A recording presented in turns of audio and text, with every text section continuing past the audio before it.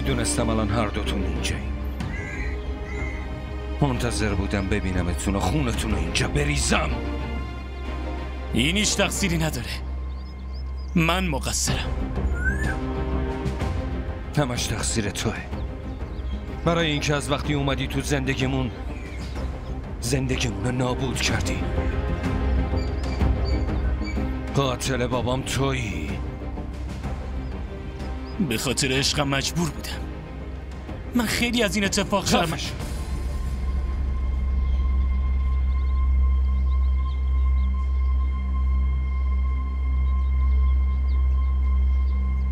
جبران شرمندگیت اینه که اول دستمو به خونه تو آلوده کنم.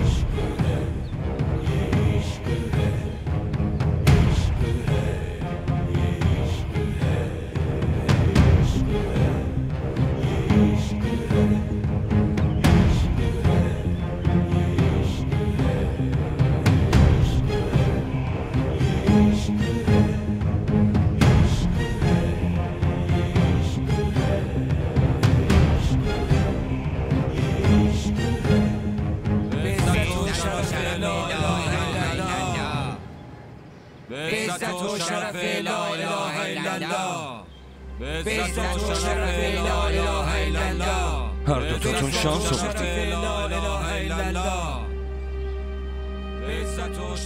ولی کارم تموم نشده.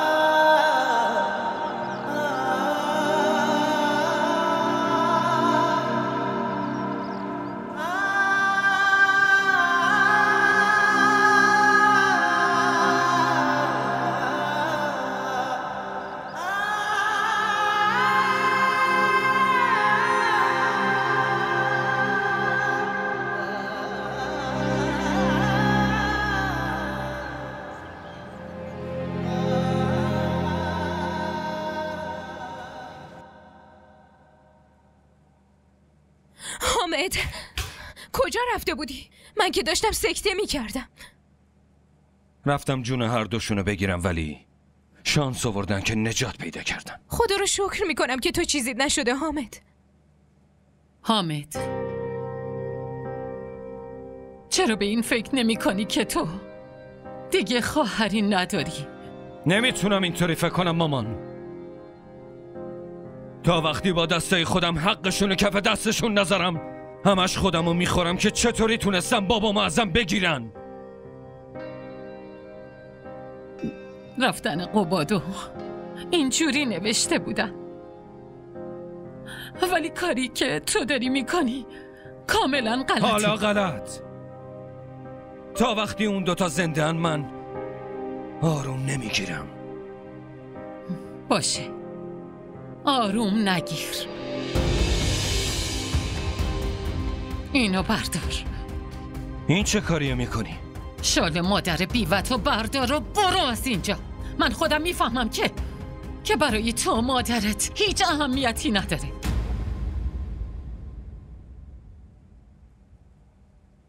دخترم که دیگه تموم شد و رفت. بابات که ما رو گذاشت و رفت. تو هم میخوای بری اونا رو بکشی؟ پس یه کاری بکن، اول منو اینو بکش. میخوای ما رو به کی بسپاری و بری؟ اصلا فکرشو کردی؟ آخه برای چی متوجه نیستی مامان؟ نمیتونم تحمل کنم اونا ما رو به این روز انداختن خودشون خوشن. هنوز انقدر بی غیرت و بزدل نشدم. ببین که آخر جونشونو میگیرم. اونا فراموشش کن، فراموشش کن. اون دیگه مرده، الان دیگه هیچ نسبتی با همون نداره. بعد از رفتن بابات دیگه طاقت ندارم که تو رو از دست بدم. من هیچیم نمیشه، شما نگران نباش. نه، باید به من قول بدی که هیچ کاری نمی کنی. حامد،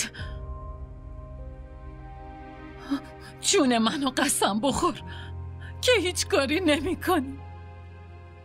حامد قسم بخور دیگه. آخه ما دوتا به جز تو دیگه کیو داریم؟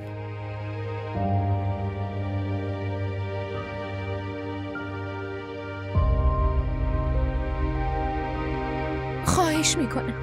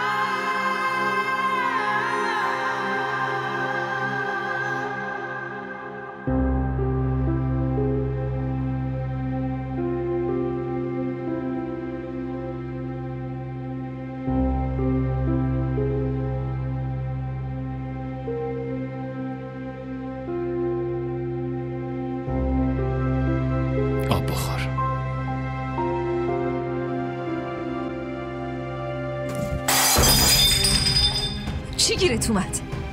چی گیرت اومد؟ همه چی معذب گرفتی؟ بهم بگو چی گیرت اومد؟ همه چی معذب گرفتی؟ آیسان فکرشم نمیکردم. پس به چی فکر کردی؟ به چی فکر کرده بودی؟ بگو به چی فکر کرده بودی؟ باور کن منم خیلی ناراحتم. تو دروغ میگی. من دروغ نمیگم. اگه یه ذره هم حواست به من بود این کاری که کردی و 100 سال سمتشم نمیرفتی. यार की गली में मर जाना इश्क है, पल में बना दे जो दीवाना इश्क